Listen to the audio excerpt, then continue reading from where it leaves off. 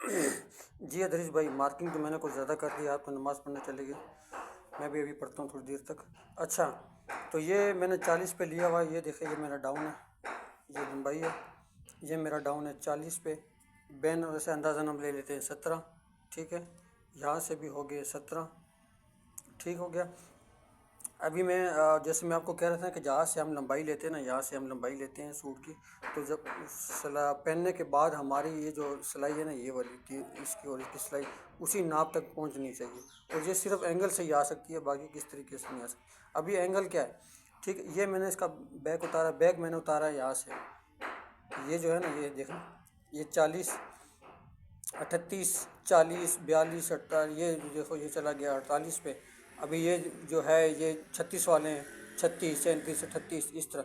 यहाँ से इतना ये फ़र्क नहीं डालता। ये आगे 6, ये 32 के हैं। 32 से 3-4 इंच कम होते हैं या 3-4 इंच ऊपर होते हैं, तो ये इससे फ़र्क नहीं पड़ता, बैक से इतना फ़र्क नहीं पड़ता। असल चीज़ है ये तीरा। अच्छा, अभी इसका मैंने एंगल कैसे डाला हुआ, ये है जी इसका एंगल। अभी ये देखें, ये डाउन है, ठीक है, ये इस तरफ को गया हुआ है, यानी कि ऐसे गया हुआ है। ठीक है, तो तीरा भी इसी एंगल से आएगा ऐसे। ठीक है, तो इसको कैसे लाना है, आपने ये स्केल स्केल रखेंगे इस पर। आपने ये ये राइट एंगल रखा, बिल्कुल इसके बराबर रखा इसको ऐसे। हाँ जी इदरीस भाई, मामला ये है ना कि हम गुलाइयाँ नहीं नाप सकते। हम गुलाइयों पे जो है ना, हम नहीं जा सकते। गुलाइयों पे इस वजह से नहीं जा सकते कि अभी आजकल बुज़ुर्ग जो आते हैं वो 34-35 छाती हुई होती है, वो भी 27-28 मांग रहे होते हैं कि नहीं जी हमें खुले कपड़े चाहिए। बाद मोटे आ जाते हैं, नहीं जी हमें फिटिंग चाहिए। तो हम जो है ना, ये गुलाइयों पे हम नहीं जा सकते। तो इसका आसान सा तरीका ये है कि यहाँ पे अपना तीरे का मार्जिन लें, ठीक है, और यहाँ पे अपनी छाती लें, और ये एंगल है, ठीक है, ये जो निशान लगा हुआ है ना, ये एंगल का एंगल, दो एंगल होते हैं। या तो आप तीरे का जितना डाउन ले रहे हैं स्केल के हिसाब से, आप तो इधर से लेते हैं, लेकिन इधर से मैं वो इसी वजह से कह रहा था, इधर से नहीं बनता। अभी ये देखें, ये मैंने देखो इसका, मैं तीरे के एंगल पे गया हूँ, ये 44 हो गया।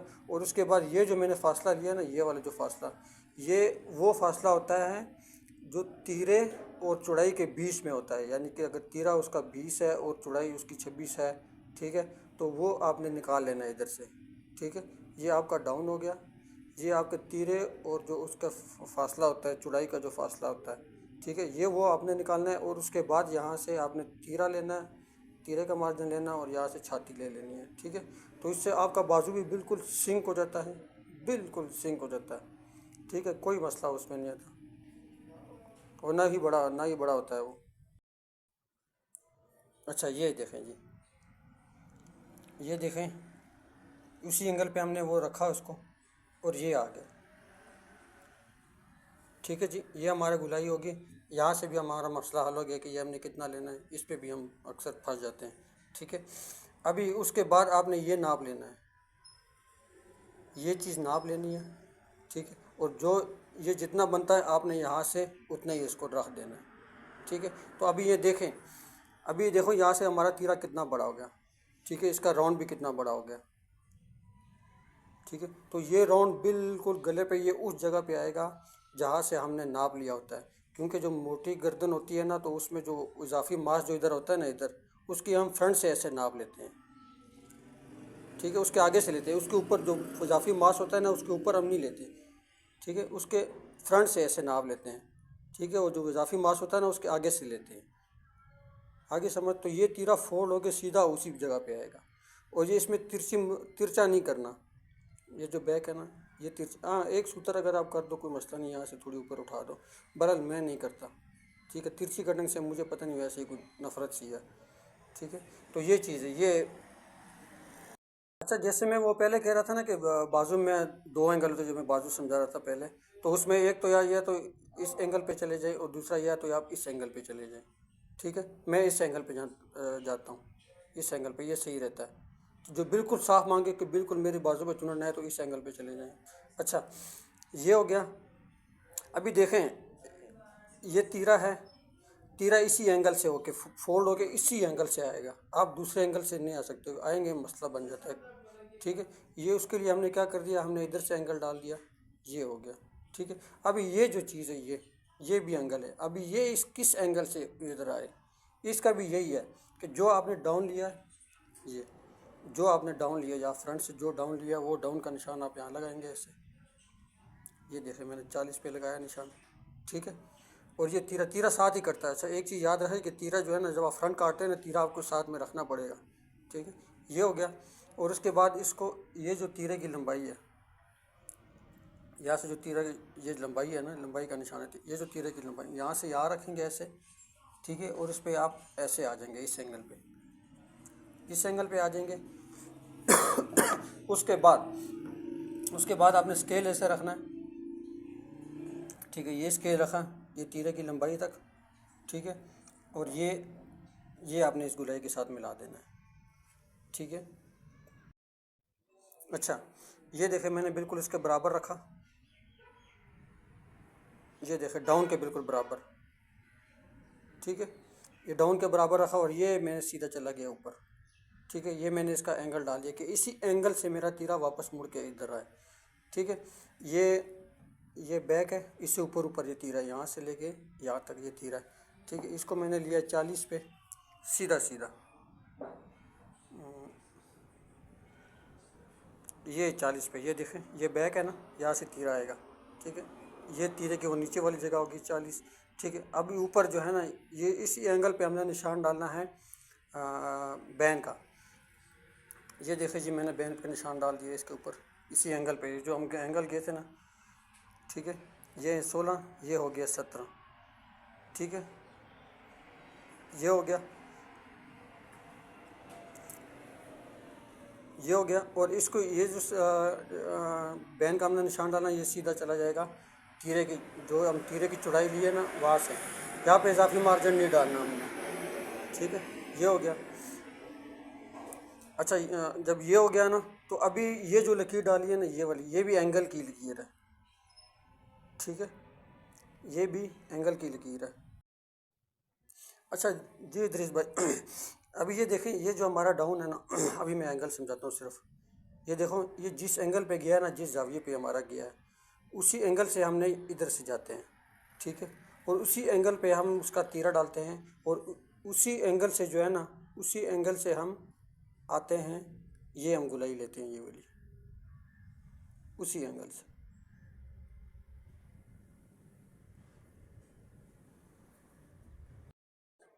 अच्छा जी इद्रिस भाई, एक चीज़ तो मैं समझाना भूल गया कि अभी देखें, ये हमने तीरा ले लिया, ठीक है।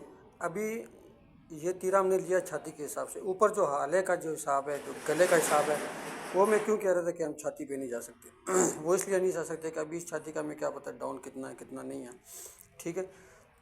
तो अभी जितना इसका बैन बड़ा होता जाएगा, ये भी बड़ा होता जाएगा, इससे ऊपर का हिस्सा, इससे ऊपर का हिस्सा, ठीक है। तीरा वही रहेगा, ये इधर से भी बढ़ता जाएगा और यहाँ से भी बढ़ता जाएगा, इधर से भी और इधर से भी। जितना भी बैन बड़ा होगा ये बढ़ता जाएगा, जितना कम होगा ये कम होता जाएगा, ठीक है। राइट एंगल पे, बिल्कुल राइट एंगल पे, ठीक है। तो जब ये सिलाई ये हमारी वहाँ तक पहुँच जाती है जहाँ पे हमारी जब जहाँ से हमने वो नाप लिया होता है, तो हमें ज़्यादा डाउन लेने की ज़रूरत नहीं पड़ती। अच्छा जी इद्रिस भाई, अभी बाजू का मैं समझाता हूँ कि बाजू में हम वो पहले एंगल क्यों लेते हैं। अभी ये देखें, ये हमारा एंगल हो गया, यहाँ से एंगल हो गया, यहाँ से हो गया, यहाँ से भी एंगल हो गया। अभी हमारा बाजू ऐसे तिरछे में जाता है, ठीक है, ऐसा सीधे में नहीं जाता ऐसे, ठीक है। क्योंकि हमारा सूट जो है ना, ये इसी डाउन पे बना होता है, ऐसे बना होता है, ठीक है। तो सबसे पहले हमने बाजू को सीधा रखना है, उससे पहले यही मार्जिन निकालना होता है डाउन का।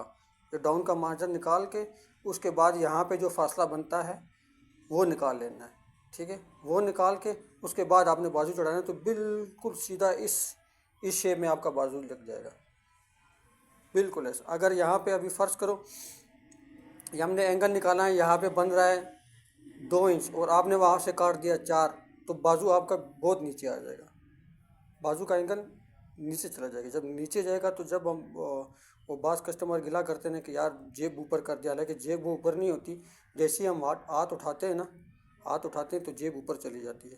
तो ये चीज़ होती है कि जिस एंगल से आपका ये बना हुआ है, ये गुलाई बनी हुई है, इसी एंगल पे आपने बाजू इसका डालना है, ठीक हो गया। अच्छा जी इद्रिस भाई, इद्रिस भाई, ये देखें मैं ये सूट मैंने काट दिया ना, वो निशान था इस तीरे का, यानी कि जो अगर 9 तीरा है तो 9.5 पे निशान लगा हुआ था। ये देखें, ये 9.5 की लकीर है, ये आई हुई है, ठीक है। और ये जो निशान लगा हुआ था ना, ये जो हम जिस तरीके से आए हैं, ये तो फिर एंगल से खुद ही निकल आता है ना, ये चीज़, ये एंगल खुद ही कर लेता है। 2 सूत्र है, 2 आधा इंची आए, पौनी आई इंची आए, वो एंगल खुद ही कर लेता है, ठीक है। ये अभी जो हमने डाउन लिया होता है ना, वही डाउन हमने तीरे से यहाँ रखना है, ठीक है। ये देखो इसका डाउन का निशान, ये जो हमने इधर फ्रंट में डाउन लिया है, ये इधर रखा है, और ये निशान सीधा चला जाता है इस तीरे पे, यहाँ पे। ये देखो तैयार तीरे पे, ये जो बाहर वाला हिस्सा नहीं, इस पे नहीं, ये जो तीरे का निशान लगा हुआ है ना, ये देखो यहाँ से आता है। ये देखें, अभी नज़र भी आपको आ रहा होगा, ये देखें, फिर ऐसा आया हुआ है ये, ठीक है। तो वो अगर 9 है तो 9.5 पे निशान लगता है, ठीक है। ये फिर बाद में खुद ही होता है, ये एंगल से खुद ही सेट हो जाता है। जी जी इदरीस भाई, ये बाजू है, ये है जनाब वाला उसकी 48 छाती पे, 48 छाती पे है। तो इसका हिसाब ये है कि अभी ये देखो मैंने लिया हुआ है, ये आ रहा है, ये देखें तकरीबन 9:15 या 9:30 तकरीबन इस तरह आ रहा है। और यहाँ से ये तकरीबन ये 11:30, ठीक है। अच्छा, तो इदरीस भाई, मेरा कहने का मतलब ये था ना, और जो आप कह रहे थे ना कि बाजू बड़ा हो जाता है, तो अगर आप इसको फुल स्केल पे लेते हैं ना, सारा कुछ हिसाब डाल के, तो ये देखें, ये उसका डाउन बनता है, ठीक है। ये डाउन है, स्केल के हिसाब से भी डाउन मैंने लिया हुआ है, ठीक है। अभी अगर देखो ये थोड़ा सा भी ऐसे हो जाए ना, ऐसे, ये देखो, तो ये है बड़ा लगने लगता है, ठीक है। ये देखें, और अभी ये स्केल के हिसाब से कैसे लिया है कि ये देखें, ये मेरे तीरे का मार्जिन है, ठीक है।